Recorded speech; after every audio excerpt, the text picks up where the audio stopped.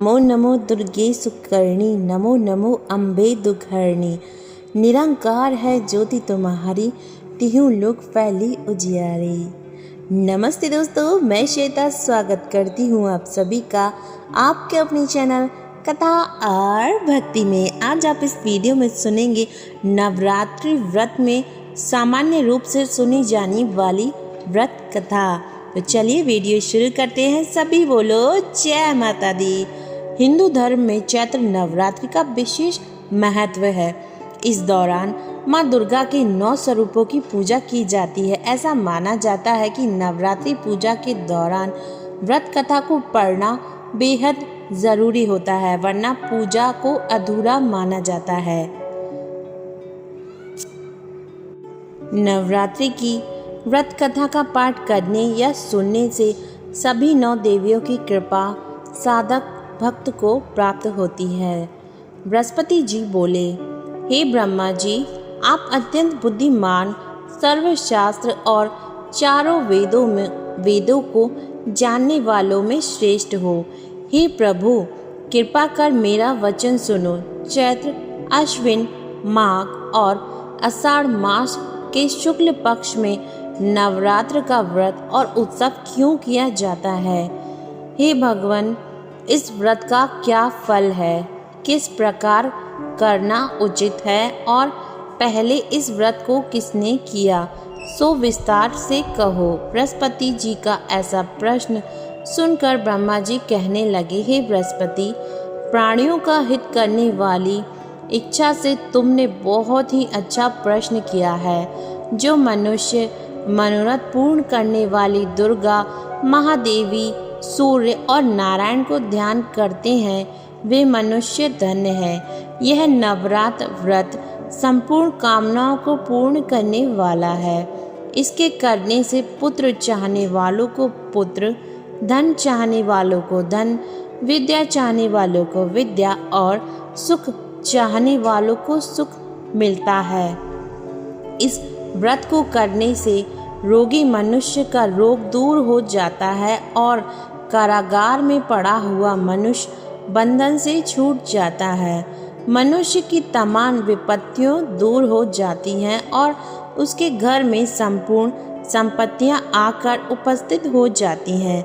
बांध्या और काक बांध्या के इस व्रत करने से पुत्र हो जाता है। समस्त पापों को दूर करने वाली इस व्रत के करने से ऐसा कौन सा मनोरथ है जो सिद्ध नहीं हो सकता? यदि व्रत करने वाला मनुष्य सारे दिन का उपवास ना कर सके तो एक समय भोजन करे और दिन बांधवों सहित नवरात्र व्रत की कथा श्रवण करे। हे बृहस्पति, जिसने पहले इस महाव्रत को किया उसका पवित्र इतिहास मैं तुम्हें सुनाता हूँ। तुम सावधान होकर सुनो। इस प्रकार ब्रह्मा जी के वचन सुनकर बृहस्पति जी ओम बोले और हे ब्राह्मण, मनुष्यों को कल्याण करने वाले इस व्रत के इतिहास को मेरे लिए कहा। मैं सावधान होकर सुन ओम कह रहा हूँ। आपकी शरण आए हुए मुझ पर कृपा करो। ब्रह्मा जी बोले, पीठत नाम के मनोहर नगर में एक अनाथ नाम का ब्राह्मण रहता था। वह भगवती दुर्गा का भक्त था।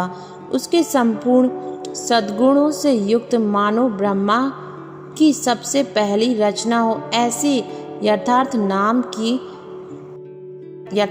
नाम वाली सुमति नाम की एक अत्यंत सुंदर कन्या पैदा हुई। वह कन्या सुमति अपने घर के बालकपन में अपनी सहेलियों के साथ क्रीड़ा करती हुई इस प्रकार बढ़ने लगी जैसे शुक्ल पक्ष में चंद्रमा की कला बढ़ती है। उसका पिता प्रतिदिन दुर्गा की पूजा और होम किया करता था। उस समय वह भी नियम से वहां उपस्थित होती थी। एक दिन वह सुमति अपनी सखियों के साथ खेलने लग गई और भगवती के पूजन में उपस्थित नहीं हुई। उसके पिता को पुत्री की ऐसी असावधानी देखकर क्रोध आया और पुत्री से कहने लगा कि हे दुष्ट पुत्री, आज प्रभात से तुमने भगवती का पूजन नहीं किया। इस कारण मैं किसी कुष्ठी और जय माता दी दरिद्र मनुष्य के साथ तेरा विवाह करूंगा। इस प्रकार कुपित पिता के वचन सुनकर सुमति को बड़ा दुख हुआ और पिता से कहने लगी कि हे पिताजी, मैं आपकी कन्या हूँ, मैं आपके सब तरह से अधीन हूँ। जैसी आपकी इच्छा हो मेरा विवाह कर सकते हो, होगा वही जो मेरे भाग्य में लिखा है। मेरा तो इस पर पूर्ण विश्वास है। मनुष्य ना जाने कितने मनोरथों को चिंतन करता है, पर होता वही है जो भाग्य में विधाता ने लिखा है। जो जैसा करता है उसको फल भी उस कर्म के अनुसार ही मिलता है, क्योंकि कर्म करना मनुष्य के अधीन है पर फल देना देव के अधीन है। जैसे अग्नि में पड़े हुए तृण दीप उसको अधिक प्रदीप्त कर देता है, उसी तरह अपनी कन्या के ऐसे निर्भयता से कहे हुए वचन सुनकर उस ब्राह्मण को और अधिक क्रोध आया। तब उसने अपनी कन्या का एक कुष्ठी के साथ विवाह कर दिया और अत्यंत क्रुद्ध होकर पुत्री से कहने लगा कि जाओ जल्दी जाओ, अपने कर्मों का फल भोगो। देखें केवल भाग्य भरोसे पर रहकर क्या करती है। सब प्रकार से कहे हुए पिता के कटु वचनों को सुनकर सुमति अपने मन में विचार करने लगी कि अहो, मेरा बड़ा दुर्भाग्य है जिससे मुझे ऐसा पति मिला। इस तरह अपने दुख का विचार करती हुई वह सुमति अपने पति के साथ वन चली और भयानक वन में कुशा युक्त उस स्थान पर उन्होंने वह रात बड़े कष्ट से व्यतीत की। उस गरीब बालिका की ऐसी दशा देखकर भगवती पूर्ण के प्रभाव से प्रकट होकर सुमति से कहने लगी कि हे ब्राह्मणी, मैं तुम पर प्रसन्न हूँ। तुम जो चाहो वरदान मांग सकती हो। मैं प्रसन्न होने पर मनवांछित फल देने वाली हूँ। इस प्रकार भगवती दुर्गा का वचन सुनकर ब्राह्मणी कहने लगी कि आप कौन हैं जो मुझ पर प्रसन्न हुई हैं। यह सब मेरे लिए कहा और अपनी कृपा दृष्टि से मुझ दासी को कृतार्थ करो। ऐसा ब्राह्मणी का वचन सुनकर देवी कहने लगी कि मैं आदि शक्ति हूँ और मैं ही ब्रह्मा, विद्या और सरस्वती हूँ। मैं प्रसन्न होने पर प्राणियों को दुख दूर कर उसको सुख प्रदान करती हूँ। हे ब्राह्मणी, मैं तुम पर तेरे पूर्व जन्म के पूर्ण प्रभाव से प्रसन्न हूँ। तुम्हारे पूर्व जन्म का वृत्तांत सुनाती हूँ, सुनो। तुम पूर्व जन्म में निषाद भील की स्त्री थी और अति पतिव्रता थी। एक दिन तेरे पति निषाद ने चोरी करने के कारण तुम दोनों को सिपाहियों ने पकड़ लिया और ले जाकर जेल खाने में कैद कर दिया। उन लोगों ने तेरे को और तेरे पति को भोजन भी नहीं दिया। इस प्रकार नवरात्र के दिनों में तुमने ना तो कुछ खाया और ना ही जल पिया, इसलिए 9 दिन तक नवरात्र का व्रत हो गया। हे ब्राह्मणी, उस दिन जो व्रत हुआ उस व्रत के प्रभाव से प्रसन्न होकर तुम्हें मनवांछित वस्तु दे रही हूँ। तुम्हारी जो इच्छा हो सो मांगो। इस प्रकार दुर्गा के कहे वचन सुनकर ब्राह्मणी बोली कि अगर आप मुझ पर प्रसन्न हैं तो हे दुर्गे, आपको प्रणाम करती हूँ। कृपा करके मेरे पति के कोढ़ को दूर करो। देवी कहने लगी कि उन दिनों में जो तुमने व्रत किया था उस व्रत के एक दिन का पुण्य अपने पति का कोढ़ दूर करने के लिए अर्पण करो। मेरे प्रभाव से तेरा पति कोढ़ से रहित और सोने के समान शरीर वाला हो जाएगा। ब्रह्मा जी बोले। इस प्रकार देवी का वचन सुनकर वह ब्राह्मणी बहुत प्रसन्न हुई और पति को निरोग करने की इच्छा से ठीक है ऐसा बोली। तब तक उसके पति का शरीर भगवती दुर्गा की कृपा से कुष्ठहीन होकर अति कांति युक्त हो गया, जिसकी कांति के समान चंद्रमा की कांति भी क्षीण हो जाती है। वह ब्राह्मणी पति की मनोहर देह को देखकर देवी को अति पराक्रमी वाली समझकर स्तुति करने लगी कि हे दुर्गे, आप दुर्गति को दूर करने वाली, तीनों जगत का संताप हरने वाली, समस्त दुखों को दूर करने वाली, रोगी मनुष्य को निरोग करने वाली, प्रसन्न होने पर मनोवांछित वस्तु देने वाली हैं और दुष्ट मनुष्यों का नाश करने वाली हो। तुम ही सारे जगत की माता हो और पिता हो। हे अम्बे, मुझ अपराध रहित अबला की मेरे पिता ने कुष्ठ के साथ विवाह कर मुझे घर से निकाल दिया। उसकी निकाली हुई मैं पृथ्वी पर घूमने लगी।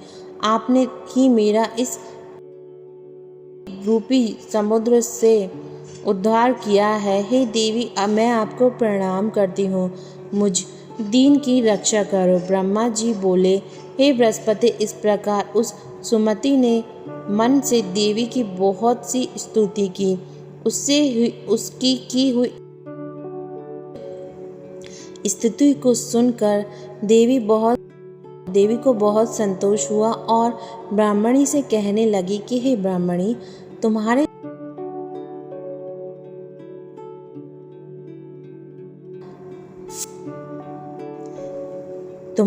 उदयाल नाम का एक अति बुद्धिमान, धनवान, कीर्तिवान और जितेंद्रिय पुत्र शीघ्र ही होगा। ऐसा कहकर वह देवी उस ब्राह्मणी से फिर कहने लगी कि हे ब्राह्मणी, और कुछ तेरी इच्छा हो वही मनवांछित वस्तु मांग सकती हो। ऐसा भगवती दुर्गा का वचन सुनकर सुमति बोली कि हे भगवती दुर्गे, अगर आप मेरे पर प्रसन्न हैं तो कृपा कर मुझे नवरात्रि विधि बतलाइए। हे दयावती, जिस विधि से नवरात्र व्रत करने से आप प्रसन्न होती हैं, उस विधि और उसके फल को मेरे लिए विस्तार से वर्णन करें। इस प्रकार ब्राह्मणी के वचन सुनकर दुर्गा कहने लगी कि हे ब्राह्मणी, मैं तुम्हारे लिए संपूर्ण पापों को दूर करने वाली नवरात्र विधि को बतलाती हूँ, जिसको सुनने से तमाम पापों से छुटकारा मोह मिल जाएगा और मोक्ष की प्राप्ति होती है। आश्विन मास के शुक्ल पक्ष की प्रतिपदा से लेकर 9 दिन तक विधि पूर्वक व्रत करें। यदि दिन भर का व्रत ना कर सके तो एक समय भोजन करें। पढ़े लिखे ब्राह्मणों से पूछकर घट स्थापना करें और वाटिका बनाकर उसको प्रतिदिन जल से सींचे। महाकाली, महालक्ष्मी और महासरस्वती की मूर्तियां बनाकर उसकी नित्य विधि सहित पूजा करें और पुष्पों से विधि पूर्वक अर्घ्य दें। बिजोरा के फूल से अर्घ्य देने से रूप की प्राप्ति होती है। जायफल से कीर्ति, दाख से कार्य की सिद्धि होती है। आंवले से सुख और केले से भूषण की प्राप्ति होती है। इस प्रकार फलों से अर्घ्य देकर यथाविधि हवन करें। खांड, घी, गेहूँ, शहद, जौ, तिल, बिल्व, नारियल, दाख और कदम्बन इनसे हवन करें। गेहूँ होम करने से लक्ष्मी की प्राप्ति होती है। खीर व चंपा के पुष्पों से धन और पत्तनों से तेज और सुख की प्राप्ति होती है। आंवले से कीर्ति और केले से पुत्र हो। कमल से राज, सम्मान और दुखों से सुख संपत्ति की प्राप्ति होती है। व्रत करने वाला मनुष्य इस विधान से होम कर आचार्य को नम्रता के साथ प्रणाम करे और यज्ञ की सिद्धि के लिए उसे दक्षिणा दे। इस महाव्रत को पहले बताई हुई विधि के अनुसार जो कोई करता है उसके सब मनोरथ सिद्ध हो जाते हैं। इसमें तनिक भी संशय नहीं है। इन 9 दिनों में जो कुछ दान आदि किया जाता है उसका करोड़ों गुणा फल मिलता है। इस नवरात्रि के दिन व्रत करने से अश्वमेध यज्ञ की फल की प्राप्ति होती है। हे ब्राह्मणी, इस संपूर्ण कामनाओं को पूर्ण करने वाले उत्तम व्रत को तीर्थ, मंदिर अथवा घर में ही विधि विधान के अनुसार करें। ब्रह्मा जी बोले, हे बृहस्पति, इस प्रकार ब्राह्मणी को व्रत की विधि और फल बतलाकर देवी अंतर ध्यान हो गए। जो मनुष्य या स्त्री इस व्रत को भक्ति पूर्वक करता है वह इस लोक में सुख पाकर अंत में दुर्लभ मोक्ष को प्राप्त होता है। हे बृहस्पति, यह दुर्लभ व्रत का महत्व मैंने तुम्हें बतलाया। ऐसा ब्रह्मा जी के वचन सुनकर बृहस्पति जी आनंद के कारण रोमांचित हो गए और ब्रह्मा जी से कहने लगे कि हे ब्रह्मा जी, आपने मुझ पर अति कृपा की जो अमृत के समान इस नवरात्रि व्रत का महत्व सुनाया है। हे प्रभु, आपके बिना और कौन इस महत्व को सुना सकता है। ऐसे बृहस्पति जी के वचन सुनकर ब्रह्मा जी बोले, हे बृहस्पति, तुमने सब प्राणियों का हित करने वाले इस अलौकिक व्रत को पूछा है, इसलिए तुम धन्य हो। यह भगवती शक्ति संपूर्ण लोकों का पालन करने वाली है। इस महादेवी के प्रभाव को कौन जान सकता है। जय माता दी। धन्यवाद दोस्तों, ये थी नवरात्रि व्रत कथा।